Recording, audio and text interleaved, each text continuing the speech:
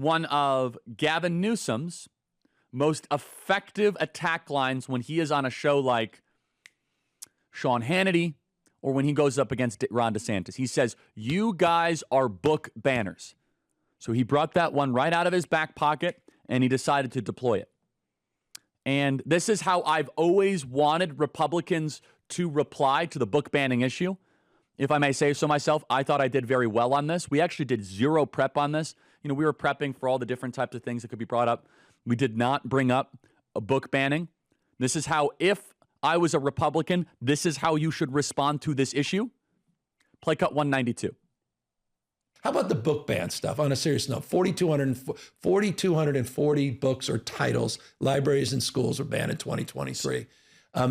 Is that not, as a conservative? Well, it depends. I think we can both agree pornography should not be taught to 9-year-olds. Fair point. Okay, Fair. So that's a book ban. All right. Well, there were some other books. No. Bill O'Reilly's that book was the banned. Moms for Liberty contention. Time out. Yeah. I agree on Bill O'Reilly. The Moms for Liberty movement that you made a big thing of was just no porn to 10-year-olds. Yeah, we agree. So those books should be banned. Well, okay. So what we should do right now is every California school that has porn in their library should be kicked out. Does that include the ban. Bible? Well, I wouldn't say the Song of Solomon is porn. No, but some have made that point. Is that a fair point, or is it offensive? I don't think that's fair and as at a man all. of faith, and I deeply admire that about you. Thank you. Sincerely. Yes, but no, again, the Song of Solomon is rather risque. No, it's but very. What we're talking about in these books is not just the words, it's also the images. And again, your audience can look at the images themselves. Okay. It's highly graphic. But again, it seems a banning binge. At next level, sort of cancel culture. But why do you think moms are doing that? Do you think it's because they want to have mind control, or do you think that they have come across incident of highly provocative material? I love moms, but this moms, we don't have to get into Moms for Liberty. It seems you brought up the book bans, deeply organized for a larger agenda, but that's my humble opinion. No, but let me just, kind of complete the point.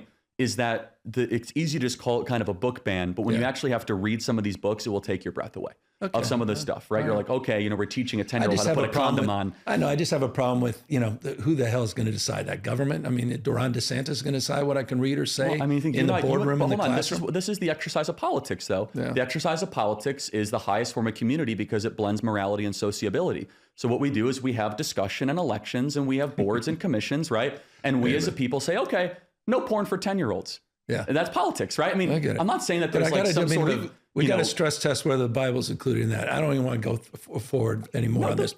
No, it's tough, but this this becomes a dialectic. I have heard a lot. I've never heard. That's interesting, though. It's a provocative. I don't mean to offend. Again, I deeply don't mean to offend. By the way, Father Kaz would be offended with me. If you think the Bible's pornographic, but there's most of these books are quote unquote not pornographic. There's sections that can affect of images that are very violent to young kids. Some we would agree on that. But can I just say one other thing? If you want to learn, Governor, and I'm happy that there is a movement of moms that's growing where they feel as if our kids are being hypersexualized.